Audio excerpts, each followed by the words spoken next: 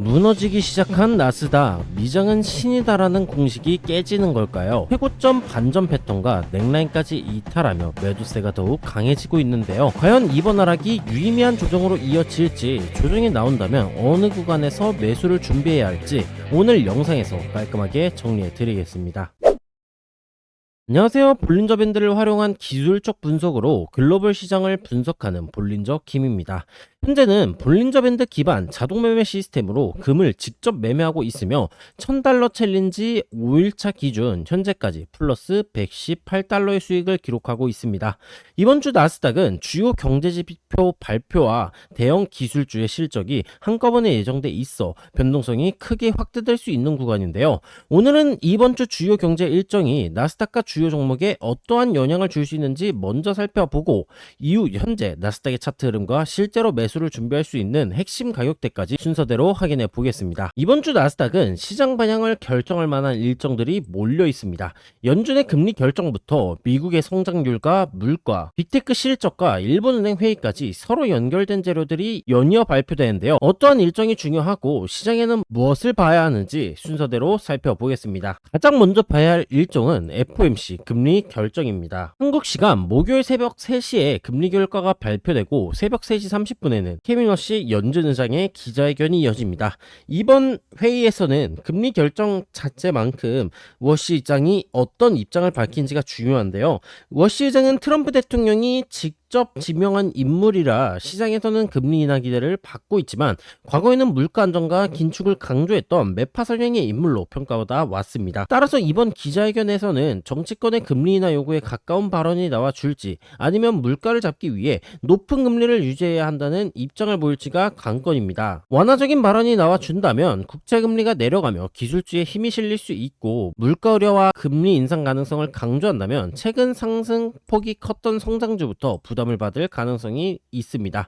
이번 FOMC에서는 결과보다 워시 의장의 발언과 시장 금리의 반응을 중심으로 살펴보시면 되겠습니다. FOMC 다음으로는 미국 GDP와 PCE 물가지수가 발표됩니다. 두 지표 모두 한국 시간 목요일 밤에 발표되기 때문에 FOMC 이후 형성된 시장 분위기를 다시 바꿀 수가 있는데요. GDP는 미국 경제가 얼마나 빠르게 성장하고 있는지를 보여줍니다. 수치가 강하면 경기에는 긍정적이지만 금리를 내릴 필요가 줄어든다는 해석도 나와줄 수 있습니다. 반대로 지나치게 부진하다면 금리 인하 기대보다 경기 침체 우려가 먼저 커질 수 있죠. 함께 발표되는 PCE는 물가의 반향성을 보여주는 지표입니다. 특히 근원 PCE가 예상보다 높다면 연준의 긴축 기조에 힘이 실릴 수가 있겠고요. 둔화되는 흐름이 확인된다면 금리 부담이 줄어들 수 있겠습니다. 시장이 가장 원하는 결과는 경기는 버티면서 물가는 안정되는 흐름입니다.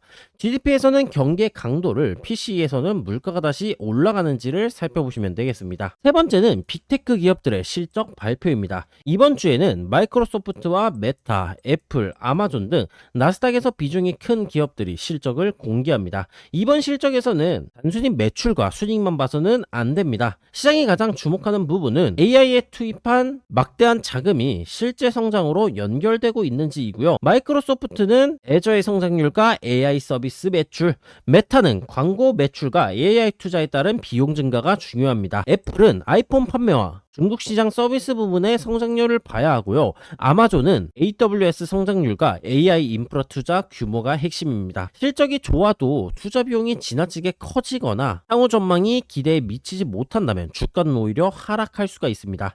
결국 이번 빅테크 실적은 AI 기대감이 실제 수익으로 이어지고 있는지를 검증하는 자리가 될 전망이라고 보시면 되겠습니다. 네 번째는 일본은행의 통화정책 회의입니다. 일본은행이 금리를 올리거나 추가 인상 가능성을 강하게 언급을 한다면 엔화가 빠르게 강해질 수 있습니다. 그동안 시장에는 저금리 엔화를 조달해 미국 주식과 같은 위험 자산에 투자한 자금이 많았습니다. 엔화가 강해지면 이 자금들이 대출을 상환하기 위해 보유 자산을 정리할 수가 있는데요. 이른바 엔캐리 청산이 발생하면 미국 증시에서도 매도가 한꺼번에 나와줄 수 있습니다.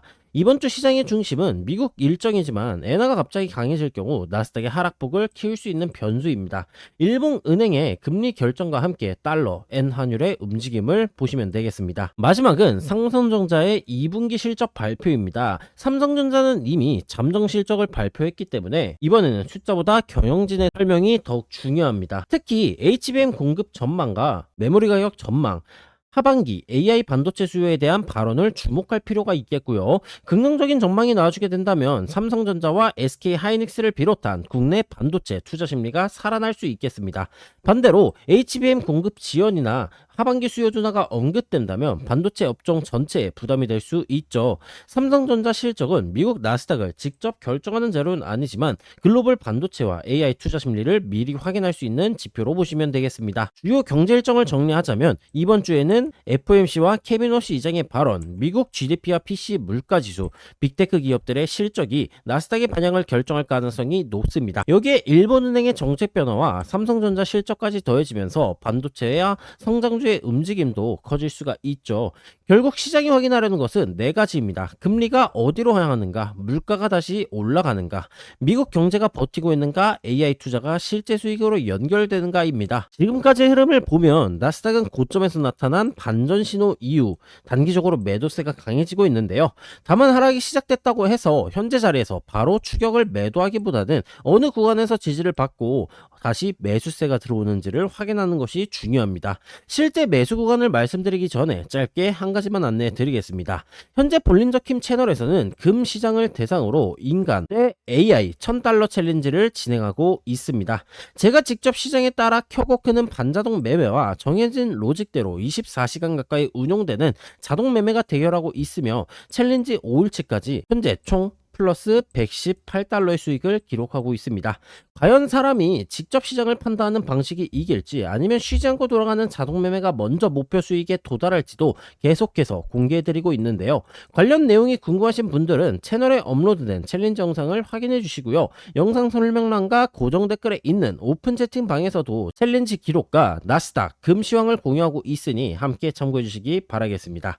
그럼 이제 가장 중요한 나스닥 매수 구간을 살펴보겠습니다. 먼저 차트의 전체적인 구조부터 살펴보겠습니다. 나스닥은 확산형 삼각형이 만들어진 이후 대칭 삼각형으로 수렴하면서 전체적으로 다이아몬드 패턴을 형성했습니다. 이후 다이아몬드 패턴의 하단 추세선을 이탈을 했고 다시 추세선 부분까지 반등했지만 저항을 받으며 하락이 이어지고 있죠. 다이아몬드 패턴은 일반적으로 시장 고점이나 저점에서 나타날 경우 기존 추세의 반전을 의미하는 패턴으로 해석합니다. 현재는 나스닥 역사적 최고점 부근에서 패턴이 완성됐고 하단 추세선의 이탈까지 확인된 만큼 단기적으로는 추가 하락 가능성을 열어두셔야 합니다. 하락이 더욱더 이어진다면 가장 먼저 주목할 가격대는 26,000에서 26,300포인트 구간입니다. 해당 구간은 상승 구간의 피보나치 0.618 되돌림과 과거 나스닥의 역사적 고점 그리고 상승 추세선의 하단이 동시에 겹치는 자리이고요. 세 가지 기술적 기준이 함께 형성되어 있는 만큼 추가 조정이 나와줄 경우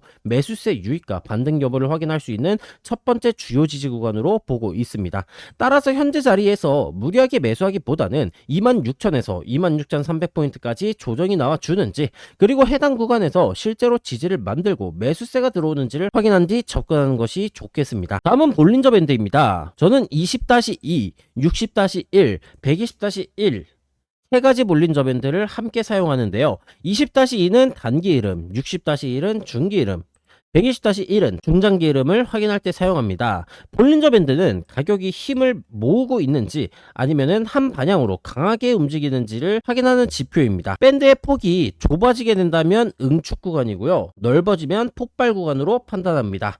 먼저 단기 흐름을 보여주는 20-2 볼린저 밴드입니다. 현재 나스닥은 미들선인 20일 이동평균선을 이탈한 뒤 다시 20일 이동평균선 부근까지 반등했지만 저항을 받아주며 하락하고 있는 모습입니다. 이와 함께 상단 밴드와 하단 밴드의 간격이 벌어지며 하방으로 변동성이 확대되는 모습인데요. 즉 단순히 가격만 하락하는 것이 아니라 밴드 자체가 넓어지면서 하락 방향으로 폭발이 진행되고 있는 구간입니다. 이러한 밴드의 폭은 볼린저 밴드 위드를 통해 조금 더 명확하게 확인할 수 있습니다. BBW는 볼린저 밴드가 얼마나 좁아졌고 얼마나 넓어졌는지를 보여주는데요. 초록색 구간은 밴드가 좁아지며 가격이 힘을 모으는 응축 구간이고, 빨간색 구간은 밴드가 넓어지며 가격 움직임이 커지는 폭발 구간입니다. 또한 파란색 선이 검정색 선을 위로 돌파해주게 된다면 밴드의 폭이 본격적으로 확대되면서 가격이 크게 움직일 가능성이 높아지는데요. 현재는 파란색 선이 검정색 선을 상반 돌파한 이후 두 선이 계속해서 올라가고 있습니다. 이는 볼린저 밴드의 폭발 구간이 아직 끝나지 않았다라는 의미이고요. 앞서 확인한 다이아몬드 패턴의 하단 이탈과 20일 이동평균선의 저항, 그리고 폭이 넓어지고 있는 만큼 현재는 하락 반영의 힘이 계속해서 유지되고 있다고 보시면 되겠습니다. 따라서 BBW의 선이 다시 검은색 선을 하방 이탈하며 밴드가 응축 구간으로 전환되기 전까지는 추가적인 조정 가능성을 열어주시면 되겠습니다. 다음은 중기 흐름을 보여주는 60-1 볼린저 밴드입니다. 현재 나스닥은 1 볼린저 밴드의 하단선을 이탈했고 반등 과정에서도 하단선을 회복하지 못하며 저항을 받아주고 있습니다. 기존의 상방을 향하던 밴드의 기울기 역시 잠점 하방으로 꺾이고 있어 중기 흐름도 약해지는 모습이죠. 다만 BBW는 아직 응축 구간인 초록색 영역에 머물러 있어 본격적인 변동성 확대가 시작됐다고 보기에는 어렵습니다. 여기서 반등이 나오더라도 60-1 하단선 안으로 재진입하지 못하고 다시 저항을 받아주게 된다면 응축 이후 하방으로 변동성이 폭발하며 추가 조정이 이어질 가능성이 높아집니다. 반등이 강하게 나올 경우에는 약 29,500포인트 구간을 주목해야 하는데요. 해당 구간은 미들선인 60이동평균선과 현재 하락주의선이 겹치는 자리이기 때문에 강한 저항이 예상되는 자리이기 때문입니다. 따라서 단기 반등이 나와주더라도 29,500포인트를 돌파하고 지지하기 전까지는 추세가 다시 상승으로 전환됐다고 보기에는 어렵다고 볼 수 있겠습니다. 다음은 장기 흐름을 확인하는 120-1 볼린저 밴드입니다. 120-1은 상단선과 하단선을 기준으로 장기적인 변동 속의 반향을 확인할 수가 있는데요. 현재는 상단선 바깥에서 강하게 상승을 한 이후 다시 밴드 내부로 진입하며 조정이 진행되고 있습니다.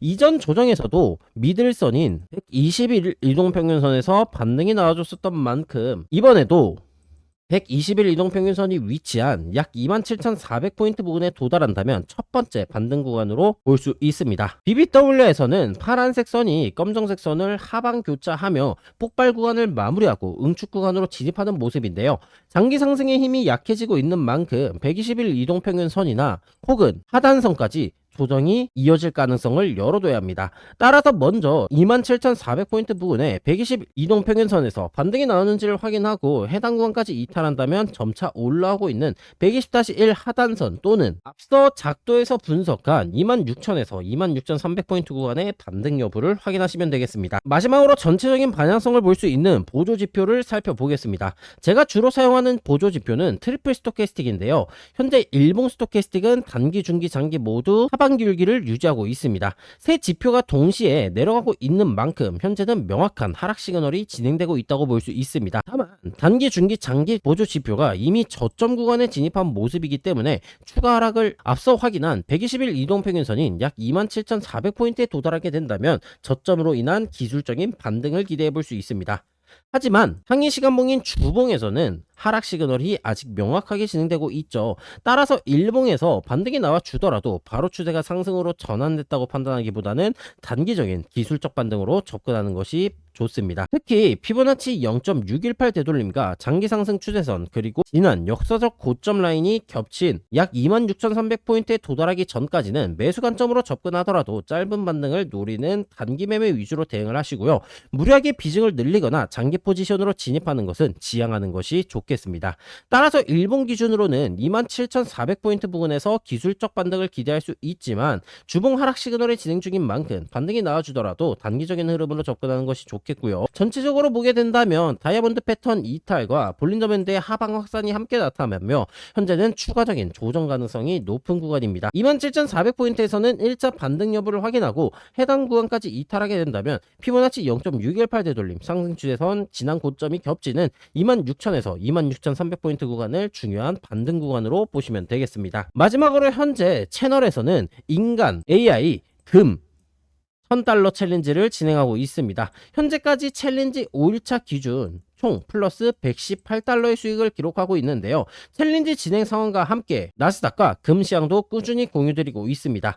관련 내용이 궁금하신 분들은 영상 설명란과 고정 댓글에 있는 오픈 채팅방을 참고해 주시면 되겠고요. 그럼 오늘 영상은 여기서 마무리하도록 하겠으며 시청해주신 여러분들 모두 감사합니다.